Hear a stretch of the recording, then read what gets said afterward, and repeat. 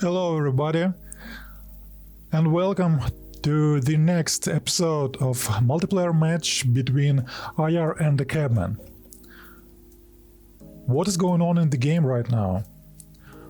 IR pretty much under the siege. Cabman forces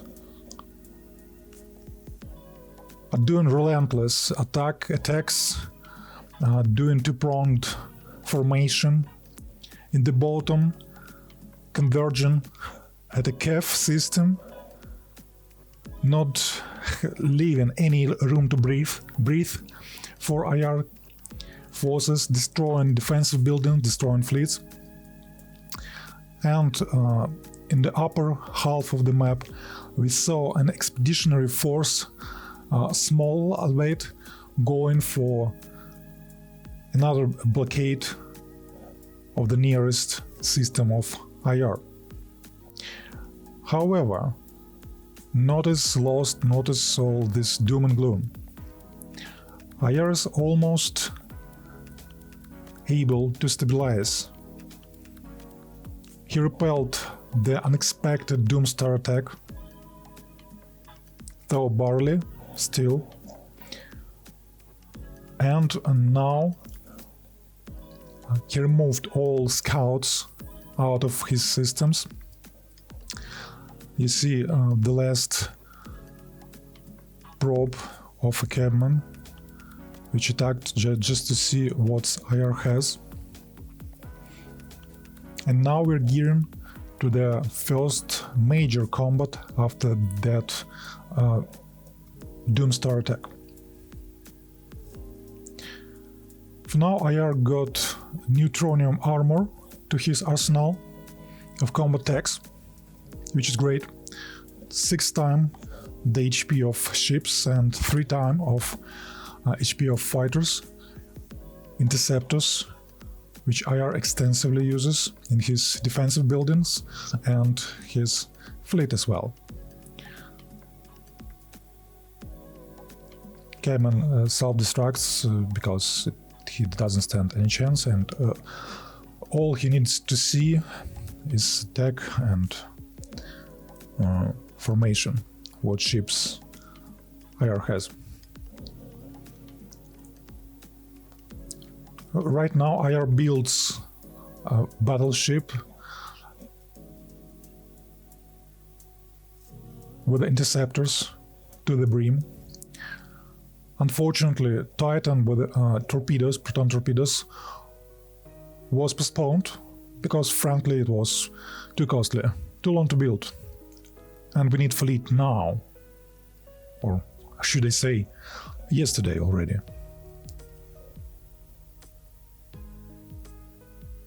Still, defensive buildings are rebuilt, fleets replenished or continue to be replenished. Warp dissipator cruisers are in the arsenal in IR's fleets, so each battle is to the last ship standing till someone wins, or 50 turns expires, or 40 in this modification. I need to check this.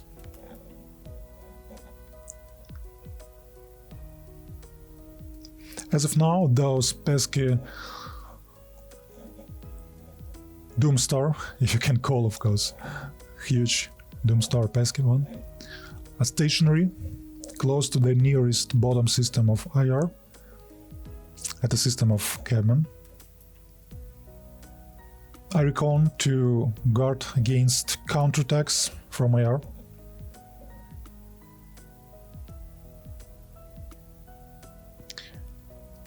However, if when IR shows graphs, you would see that disparity between fleets quite huge still. Cabman has an upper hand, like twice as much. And we don't see any fleets twice as much of what IR has right now. And it seems The fleet which went for Oculus system in the upper part of a galaxy was reverted back, was sent back by Cabman.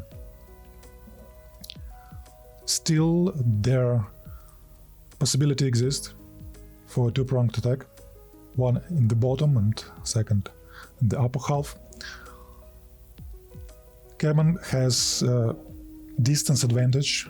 Even fleet which stationed at Mizar system at the bottom can reach IR systems, while IR cannot without extended fuel cells, which he did not install in his designs, battleship designs or combat ships, let's say it like this. Still, we have a first battleship built for IR. It's Interceptor carrier, still great, with a phaser interceptors and neutronium armor, while carrier defended by level 7 or class 7 shields. Planet defended planets on CAF system, which is now sole point of interest of both players, defended by flux shield. It's 30-something blocked damage, so bombs are needed.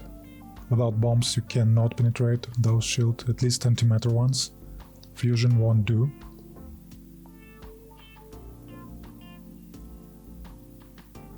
Removing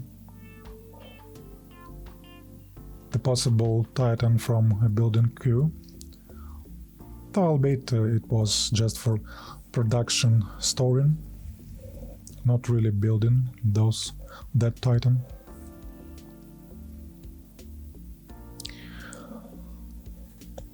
Let's look at it. Look upon situation from a Cabman perspective. He saw what exactly IR has. So now the response, the most logical response, would be install missile defenses, because it's the only way to guard against proton torpedoes. And of course, he already has great point defense ships designs to guard against interceptors. Lightning field would cover both bases. So when that time comes, we should see what Cabman decides to install as additional system, augmenting his combat possibilities or defenses against what IR has. Obviously for IR, we would really like to see bigger ships, of course, and those torpedo Titan would be great to have as well.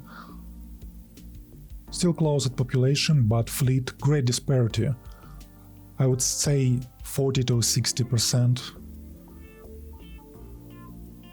of discrepancy between two players. And visible fleets don't have this quantity, so that fleet are somewhere hidden out of sensor ranges.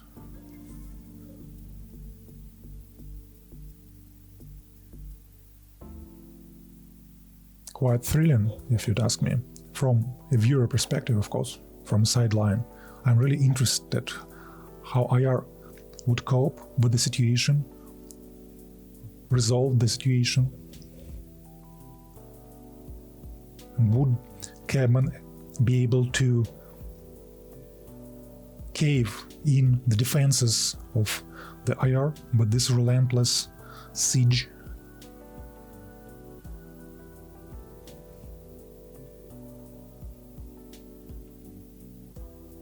But of course, it all has to be seen. Right now we have a hyperdrive next to be researched. Great tech to get additional initiative.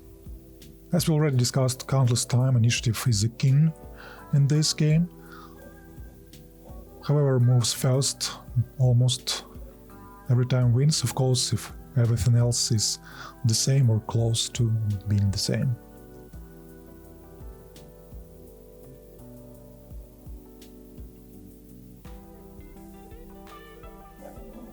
Not doing anything with the spies, still keeping them on defensive duties. Tech is still advantage IR, 4 IR. And now we should get hyperdrives, yeah, great. Moving faster in combat and in galaxy map and going for deep core mining. Still tending for economy of his empire. Sound choice, I feel, because again we need to field much more combat ships, preferably Titan or at least battleships, to match the combat prowess of a Cabman. Right now, again, considering the tech being almost proportionally even, more or less, we need more ships to match the army of a Cabman. Designing a Titan ship with proton torpedoes, enveloping an ECCM. ECCM would allow to penetrate half of missile defense of enemy ships, and enveloping pretty much quadruples the damage when the shields are down. If not, all 4 shields would receive the damage of a proton torpedo. As you remember, proton torpedo are pretty much a beam weapon, plus limited by the range. Still a great weapon to have, and it is in combat a chance to hit as compared to missile defense, not the beam defense.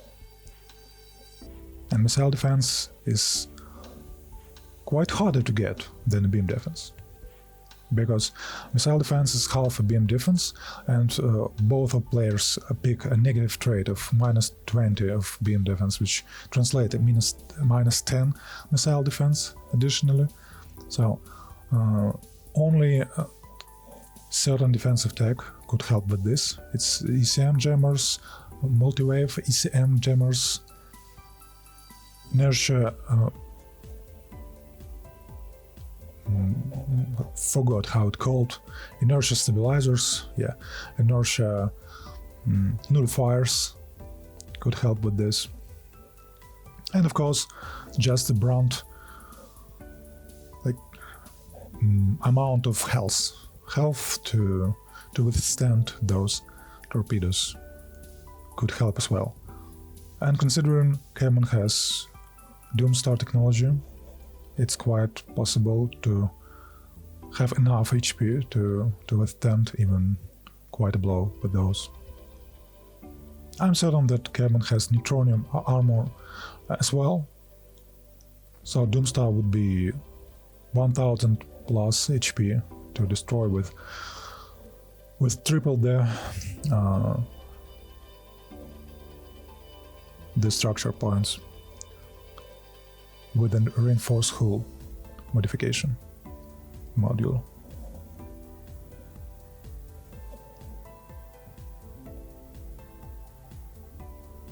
For now we see, and again tending for the economy, quite a sign of a master of the game.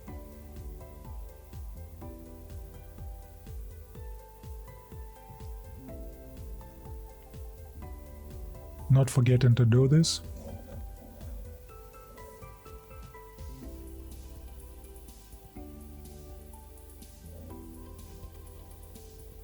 Because it doesn't end with a couple of combats from IR perspective. However, let's remember that Cabman has a telepathic trait, racial trait. So even one lost battle at a territory of IR will give a planet to the Cabman And this will give an avenue for attack for Cabman forces, because this planet will be immediately Cabman's, and as the ability to fly certain distance work in this game, when you get your system or your outpost closer to that enemy, all those parsecs starts to count from that system. And now Cabman has 9 parsecs of travel distance, while IR has only 6 possible from his closest system to the point of destination. So conquering even one planet of IR would give Cabman a plethora of choices where to attack, where to blockade, where to cut those logistics lines of shipbuilding, freighters, moving population, or food. So for IR it's quite an endeavor. He cannot allow this, because even one loss is critical one, because of this one racial perk. Again, not all is doom and gloom, because picking this racial perk, Cabman gave up other possibilities, while IR picked economic perk, being cybernetic. Additionally to some combat capabilities of having his ships being repaired each turn in the combat for a certain amount.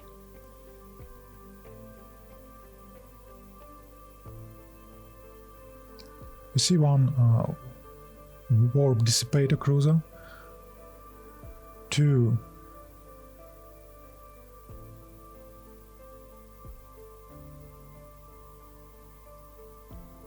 destroyers, and as you can see, the combat ships of IR cannot reach the system of a Cabman, because it's too distant for a full cells of IR available to IR. IR distributing his fleet between his systems,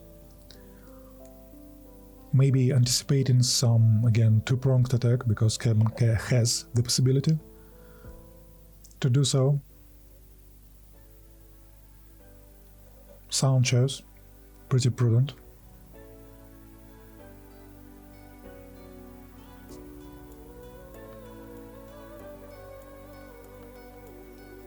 Many leaders in this fleet.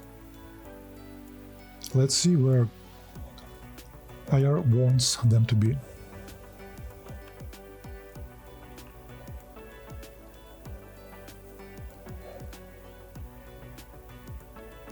Anyways, it was a pretty long ride, and it's in a couple of episodes it's going to conclude, guys. I'm in real anticipation of those climactic battles between those two players, and we should certainly have them in other way or any way, in some way or other way, should I say.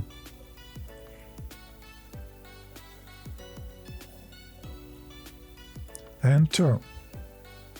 And we have deep core mining. Let's remember that you need to have a certain economic capabilities at certain stage of the game to have not only ability to build and field big fleets, but to have research capabilities to research at least one or at least half of next research of next technology. because as you can see, each turn takes ages right now, and so much things happening. You don't have a leeway of couple of turns to get something, to wait for technology, or to wait for a bigger ship. You need to do it like in 1 or maximum 2 turns. And this is a mastery of the game as well.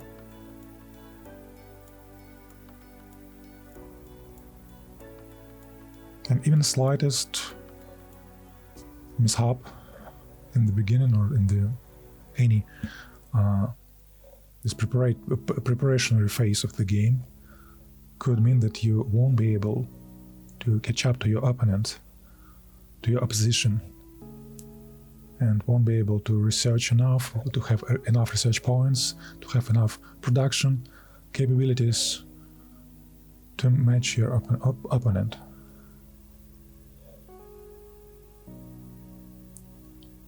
Or it is opponent. Well, whatever. If you're still here, please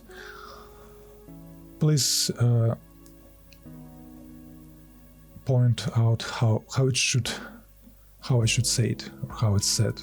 Opponent or opponent. Where the accent lies.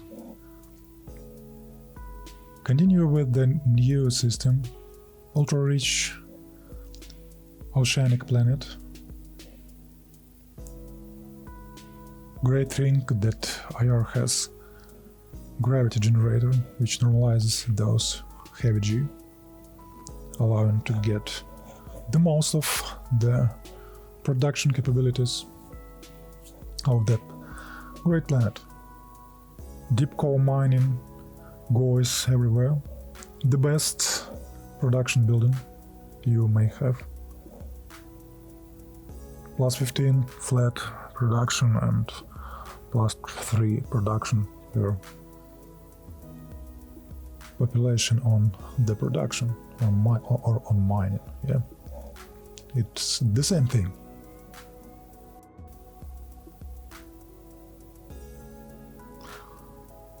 So for now, we're pretty much in the situation where IR wants to prolong the time before the next combat, before the next engagement, to gather enough forces, to get enough technology lead, to be equal to, at least close to equal to fleets of a Cabman, to strengthen his position, while Cabman, contrary, wants to press the issue right now. Because he still has initiative, he still has an advantage. And we have a Titan, guys. We have a Titan at Oculus. However,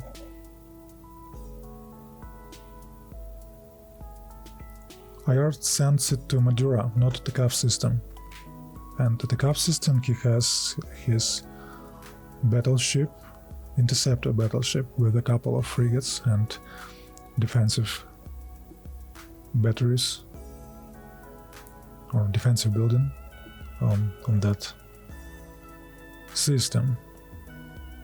Will it be enough if those Doomstar attacks or those undetected hidden fleet attacks, because again we don't see the main part of Cabman fleet, it's out of sensor range. We don't know where it is, and it seems IR thinks that it goes to be somewhere at an upper corner, or because he builds Titan there, or because Oculus is a great system to build a Titan. As you can see, you cannot go counter-attacking from Oculus because IR doesn't have advanced fuel cells, only 6 parsecs, and from Oculus to Zenith is 7 parsecs. So without redesigning his ship, lowering their combat capabilities, because extended fuel tanks needs space, which you won't be able to use for some combat technologies or weapons on those ships. Without this, he cannot do those counterattacking. Or he needs outpost ship at Kaketa.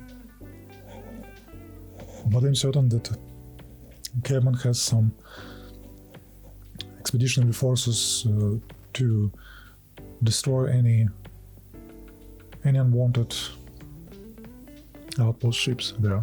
However, of course, IR can support those with the combat ships, so they won't be destroyed. But again, while you're doing this, what will defend your systems?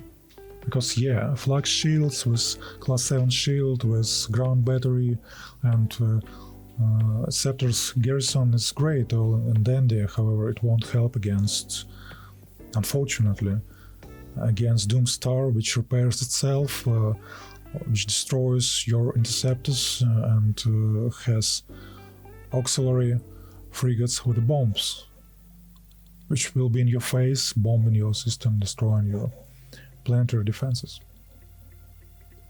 quite quickly.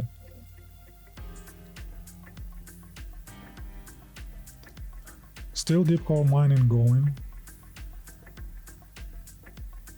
at any notable production hub of IR's systems.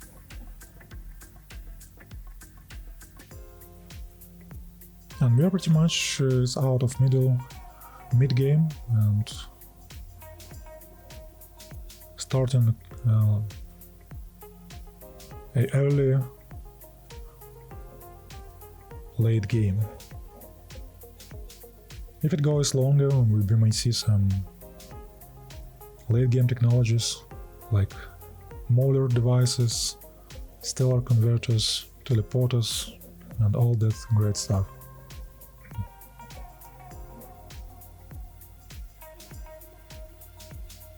Which I'm certainly keen to see. What about you guys? Are you excited about big battles with late game technologies?